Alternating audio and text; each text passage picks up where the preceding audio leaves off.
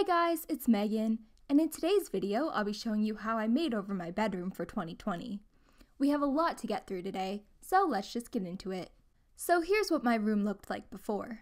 It's not the worst setup, but I just had a bunch of random decor that didn't really match.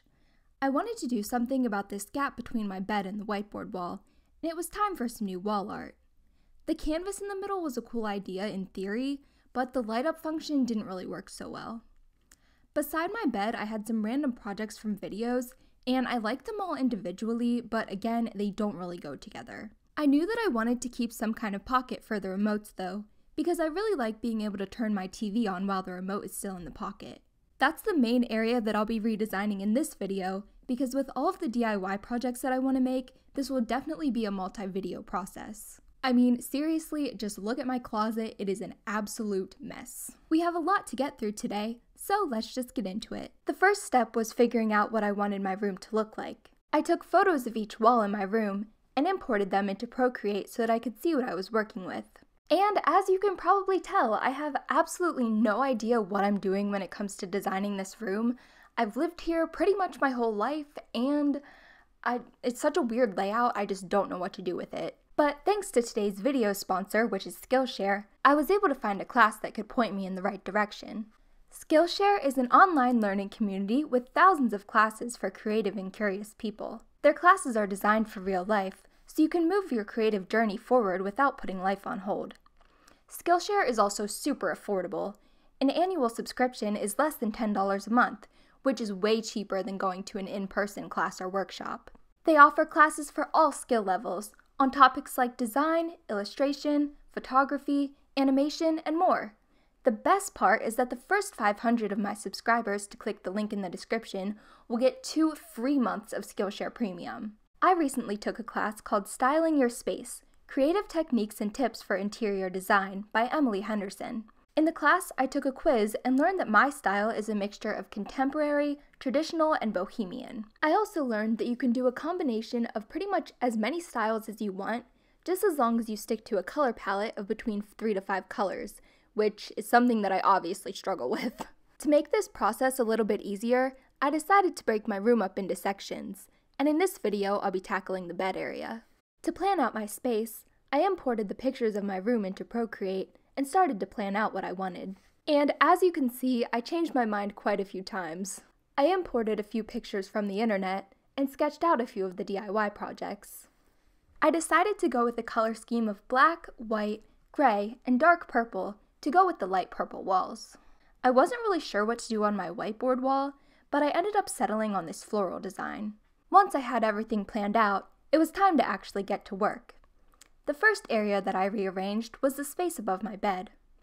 I found this garland from PB Teen that I really liked, but it wasn't the right color and it was also $80, which is a lot, so I decided to make my own. For this project, you'll need 4 colors of yarn, a clipboard or notebook to wrap the yarn around, scissors, wooden beads, and 2 command hooks. Start by putting your command strips on the wall where you want the ends of the garland to be. Put them a little bit higher than you think you'll need, since the garland will kind of sink down in the middle. Next, cut a piece of yarn that's twice the length that you want it to be. Fold it in half and tie a knot at the end. If you have a yarn needle, you can skip this step, but mine always seems to be missing, so I took a pipe cleaner and twisted it around my yarn and cut off the excess to make a makeshift needle. Then start threading on your beads. The amount of beads that you'll need will depend on how long you want your garland to be and what size your beads are. I used about 60 beads for a 3-foot garland. Once all of your beads are on, cut the end with the needle and tie a double knot in its place. Then tie each end onto the command hooks. Now on to making the tassels. This part's pretty easy, it's just a bit time consuming since you need so many of them. For the body of the tassel, wrap the yarn around your clipboard about 40 times.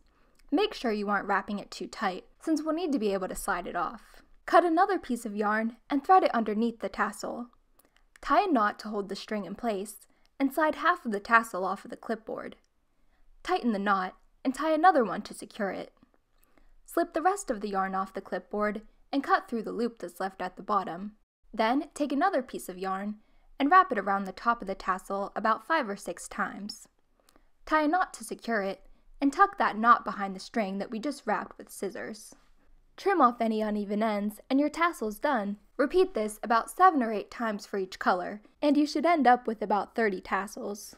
I used white string on the hanging part and the wrapped part of each of my tassels so that they'd sort of go together. Tie the tassels onto the bead garland between every 2 beads. I messed this up at first because I thought that I'd only need 1 bead in between each tassel, but I ended up needing 2, so probably just start with 2, that'll save you a lot of trouble. Cut off any extra string from the knots that we tied, and then your tassel garland's done. I love how customizable this is, and you can make it in any color that you want. I already had some of the yarn, but if you didn't have any of the supplies to make this, it would still cost you less than $20. The next thing I needed to make was a new headboard. The one that I have right now is also a DIY, but it's definitely seen better days. It's been a few years since I made this, and it's kind of looking a little rough. I decided that I wanted my new headboard to be sort of a daybed style headboard, since I kind of use my bed as a couch when I have friends come over. I also decided that I didn't need to make it tufted this time, so that I wouldn't have these hanging buttons if I messed it up again. For this project, you'll need a few pieces of foam board, batting, fabric, and a hot glue gun. You'll also need some command strips to attach it to the wall. I got a few pieces of foam board from the Dollar Tree and lined them up along the edge of my bed to make the base of the headboard. 3 whole ones ended up being a little too long, so I marked where the end of the bed is and cut off a portion of one of the foam boards. Then I put them together with some white duct tape. Lay a piece of batting on top of your foam board and cut it to size, leaving a bit of extra along the edges. Flip the headboard so that the batting's underneath and attach the batting with hot glue. I folded the short sides first and cut the corners at an angle so they wouldn't be so bulky. Then I folded the long sides over and kept gluing them on. Once the batting's attached, cover the headboard with your fabric. Upholstery fabric would work better for this, but I didn't feel like buying fabric, so I just used some white fleece that I had. And you might notice this seam in the fabric, and that's because my fleece wasn't long enough, so I had to sew 2 pieces together, but thankfully it was close enough to the top that I could just use a pillow to cover it. Attach the fabric the same way that we attached the batting, folding the edges of the fabric to the back and using hot glue to secure it.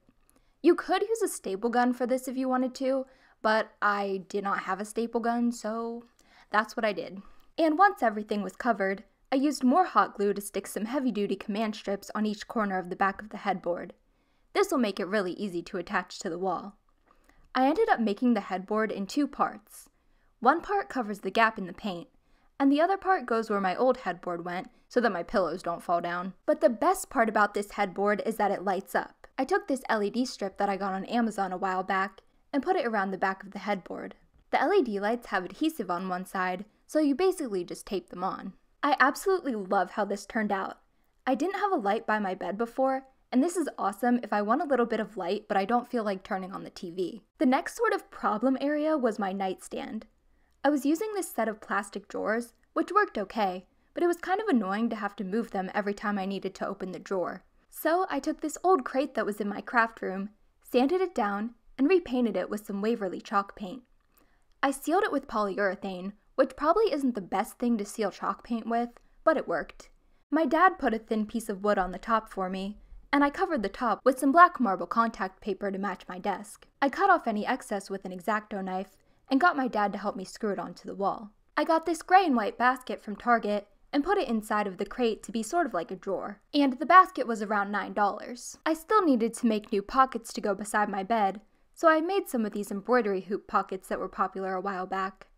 I bought a 10-inch, 8-inch, and 6-inch embroidery hoop from Walmart and cut a piece of scrap fabric to fit inside each hoop. This is all recycled fabric. The black and white fabric came from old t-shirts, and the gray fabric came from a pair of my dad's old sweatpants. For the back of the hoop, cut a piece of fabric that's slightly larger, and for the pocket, fold a second piece of fabric in half and cut it to size. Put the pieces of fabric in your embroidery hoop and cut off any excess. Make sure that you leave about an inch around the hoop though. I thought the solid color fabric was a little bit boring, so I mixed some acrylic paint with some fabric medium and used a pencil eraser to make polka dots. Fabric medium's pretty much exactly what it sounds like, it's just something that you mix with acrylic paint to turn it into fabric paint. I doubt that I'll be washing these, so it wasn't totally necessary, but it makes sure that the acrylic paint won't crack when you stretch the fabric. When the paint dried, I used fabric glue to assemble the pocket. I put glue in between the layers of the folded piece and between the gray and the white piece, so everything would stay together. Then I used some more fabric glue to attach some pom-poms to the top of the pocket. Once everything dried, I put the pocket back in the embroidery hoop. I had to use a screwdriver to tighten it. And to finish the pocket, I used my hot glue gun to pin down any excess fabric on the back. To hang my wall pockets, I looped a piece of ribbon through the embroidery hoop closure and hung them from these small command hooks. I used these to store things like my TV remotes, my phone when it's charging, and my glasses. The last thing I needed to do to finish this corner of my room was to draw something on my whiteboard wall. I painted this wall in my room with whiteboard paint about 2 years ago, and long story short, I wanted a chalkboard wall, but I didn't want the dust, and I didn't really want a black wall, so this is what I went with. If I could go back, I would probably just get a big whiteboard instead of painting it on the wall, because the whiteboard paint, it's okay, but it does not work perfectly. Like, only certain markers will work with it, and if you leave something on there for too long, it won't erase, so that's kind of annoying, but it's still kind of a fun and unique thing to have. I sketched my design out first, and then I drew it on the wall. It would be nice to get a projector or something so that I could do more intricate designs, but I actually surprisingly like how this turned out. And after all that, here's what my room looks like now. I still have a long way to go, but I actually really like it so far. I kept the color scheme fairly similar. I just removed a few things that didn't match and replaced them with things that did. The only thing that I didn't get to was making a few more throw pillows so that they're not all just gray. I have one sitting here that's like half finished, but I ran out of pom-poms, so I guess we'll have to save that for next time, but other than that, I think this is a pretty good start. I still need to paint that one spot. I've been bugging my dad to find the paint, but he doesn't know where it is, so hopefully we can find it. But let me know which project was your favorite. I think mine was either the Tassel Garland or the Headboard. Also, if you have any suggestions for what I should do with the rest of my room, make sure to leave them in the comments for a shout out in my next video. So thank you guys so much for watching. I hope you enjoyed this video. If you did, make sure to give it a thumbs up and subscribe for more videos just like this one. My merch, my website, and all of my social media will be linked down below, as well as the link where you can get 2 free months of Skillshare Premium. And yeah, I love you guys so much, and I will see you guys tomorrow. Bye!